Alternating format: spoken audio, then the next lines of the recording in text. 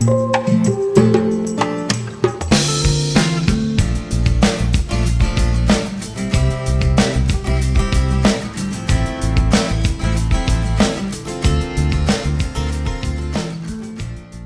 fianza es la garantía personal que se constituye al asumir un tercero el compromiso de responder del cumplimiento de una obligación si no la cumple el deudor principal.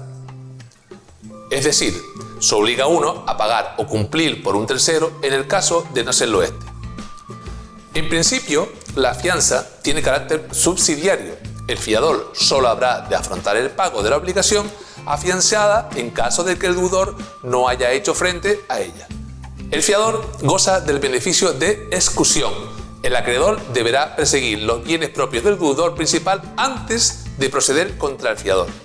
La excusión opera así. El fiador debe hacerla valer desde que se le requiera de pago. Debe señalar bienes del deudor dentro del territorio español suficiente para pagar la deuda.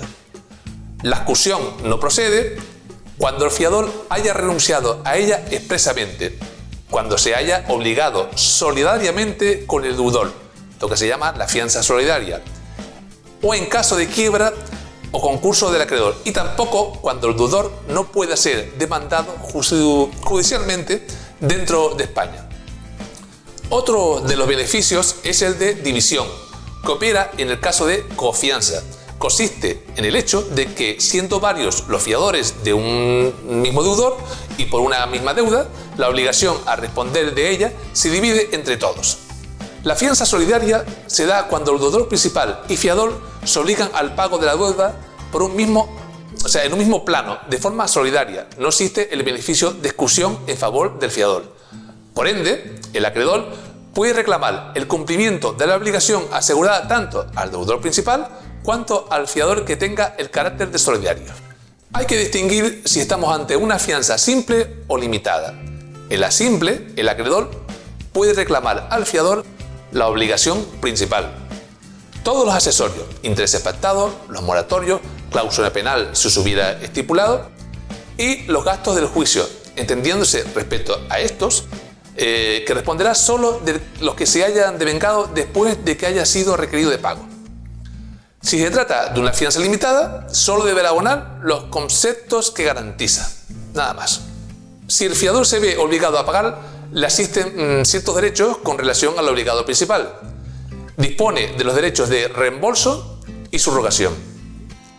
En base al de reembolso, puede reclamar al deudor principal lo que se hubiera visto obligado a pagar, más los intereses y, en su caso, los daños y perjuicios que se hubieran causado.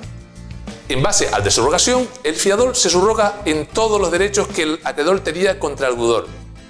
En el caso de confianza, es decir, que sean varios los fiadores y que uno de ellos haya pagado, uno solo, el que haya pagado podrá reclamar a los demás fiadores lo que proporcionalmente le hubiera correspondido pagar a estos. La fianza se extingue por las mismas causas que la obligación principal. Si se extingue esta, se extingue la fianza. Y se extingue por las mismas causas que el resto de las obligaciones, por ejemplo, el pago.